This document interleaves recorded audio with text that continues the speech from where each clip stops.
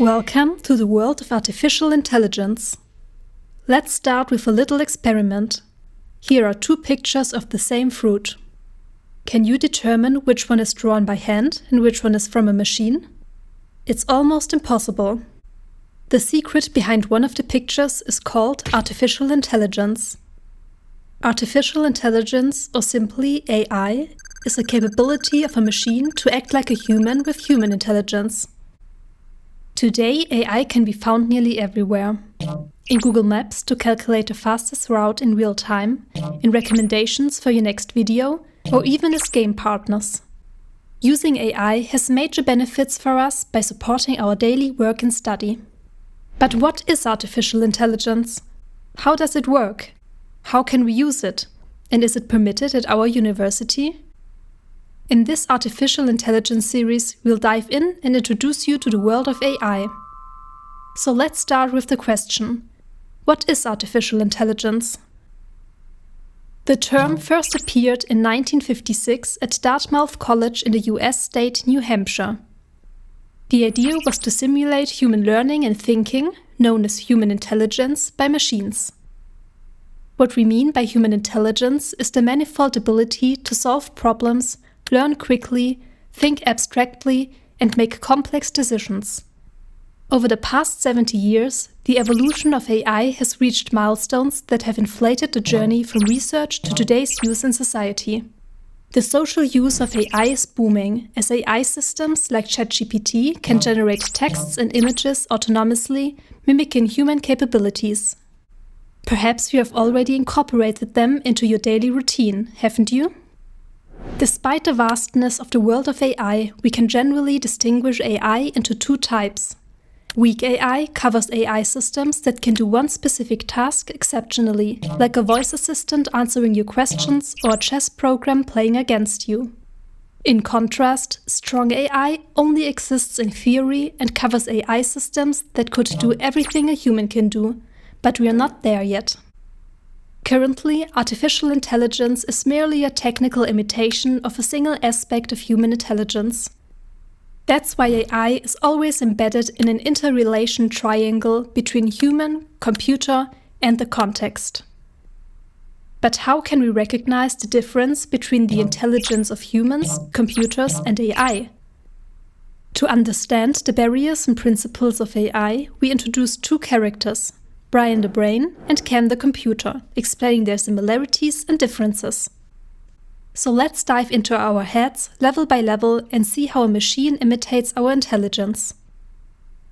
Do you know that the center of your intelligence is me, your brain? I receive information from your eyes, your nose, your skin, overall your senses, constantly.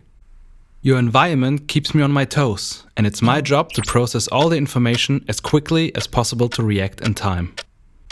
If you take a closer look at me, I consist of several brain areas, each having a certain strength. There are areas for visual perception, language comprehension, memory, motor movements, and much more. I automatically choose the right areas to process your tasks efficiently. Actually, I'm doing the same thing. I also get commands and information, but from mouse movements or keyboard inputs. Based on that, I will do whatever I am programmed to do and whatever you want from me, if my capabilities allow it. For this, I have programs and apps specialized for particular tasks, just like Brian's areas do. If you want to write, use one of my editor apps, or use my image app to see your pictures. See, there's no difference between Brian and me. I am the technology's brain, just like Brian is the human's brain. Okay, that sounds understandable. Now how do you two work when it comes to numbers and texts? Working with numbers is easy, because I just learned it. Of course, I had time to learn and train myself in dealing with numbers and calculating quickly. Unfortunately, the more difficult the task, the longer it takes me to calculate. And working with texts, I have a massive memory area with all the letters, words, spelling, and grammar rules, as well as different languages that I have learned throughout my life. With this help, I can easily find spelling and grammar mistakes and even read out texts in foreign languages that I don't even understand. Nobody can copy my capabilities. I can do all these things too, without additional skills and even faster and more precisely. Working with numbers? I am practically made up of numbers and can even solve difficult tasks faster than you, Brian. My calculator app simply follows the implemented math rules and doesn't require training. For things like spelling or translations, I can compare your text with the rules or dictionaries I have. What's more, I can juggle more numbers and texts at once, so you need me more than you realize. And when my own apps are not enough, search engines and websites act as my extended arm. They help me solve more complex calculations online and support you with information for your writing.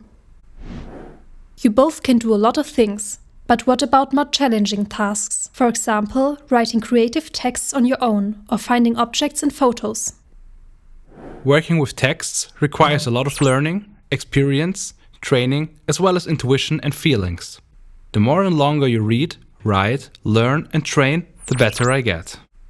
Therefore, I can even form sentences, restructure them, change their meaning, pretty much everything that language usage allows. I am very flexible and creative, and have contextual understanding to add humor to a text when needed. I also bring social intelligence to the table. Regarding photos, I am very skilled at handling images and finding objects. I just use my visual perception and memory. This is a skill I learned very early on, and I don't even need to think about it. This is very different. I am not able to do that without any kind of help. Even plainer search engines and websites can't compensate for that. What I need is artificial intelligence. Artificial intelligence is what gives me the ability to learn from vast amounts of data, recognize patterns, and act flexibly. With AI, I can handle tasks on my own, make decisions and predictions, as well as respond to new situations. Something I couldn't do with just rules or programs.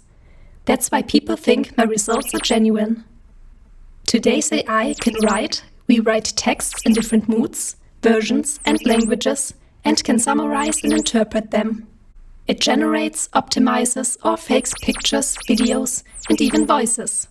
I no longer have to follow any strict rules. You see, artificial intelligence can cover only a part of one aspect of human intelligence at once. It is necessary to react flexibly to any questions or queries by learning from millions of pieces of information, much like a human brain does over many years. A typical machine without such a skill can work only by following rules, programmed situations, and tasks. It's essential to understand how researchers imitate human intelligence step by step to grasp the fundamentals of artificial intelligence. Now that you know what AI is, have you ever used it?